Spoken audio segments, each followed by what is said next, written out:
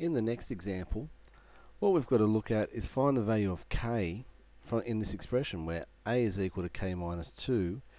Now, what we've got to realise here is c is this whole expression. C is 2k plus 3. So a is k minus 2, c is 2k plus 3, and b is equal to the minus 5. We're also told that roots are reciprocals, which means then that if I take one root as alpha, the other root is the reciprocal, 1 on alpha. Which gives us a little bit to play with, because I know if alpha times 1 on alpha, that will give me 1, because the alphas will cancel. But this is also the product of the roots, which is the value c over a. Now c was 2k plus 3, a was k minus 2, so I'm able to set up my equation in that respect. If that division of those two are equal to 1, then those two must be equal to each other.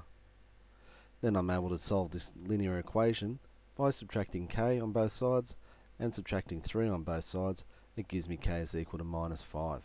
Again, product of the roots, I'm able to use that because I know they'll multiply down to give me the 1 because they're reciprocals.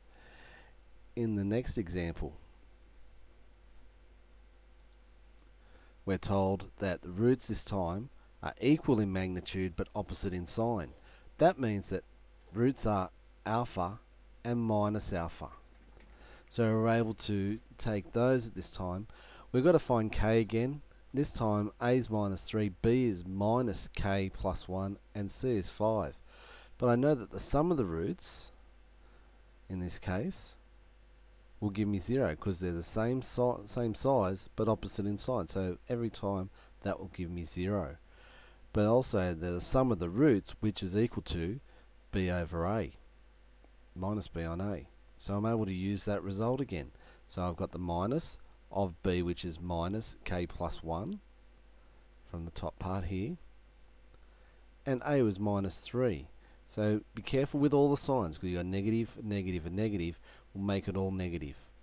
We've got k plus 1 on 3, which means that if we're going to divide k plus 1 by 3 and it's equal to 0, k plus 1 would have to be equal to 0, because 0 divided by 3 is 0. If k plus 1 is equal to 0, k must be equal to minus 1 in this case. Again, we've used the sum of the roots and that result.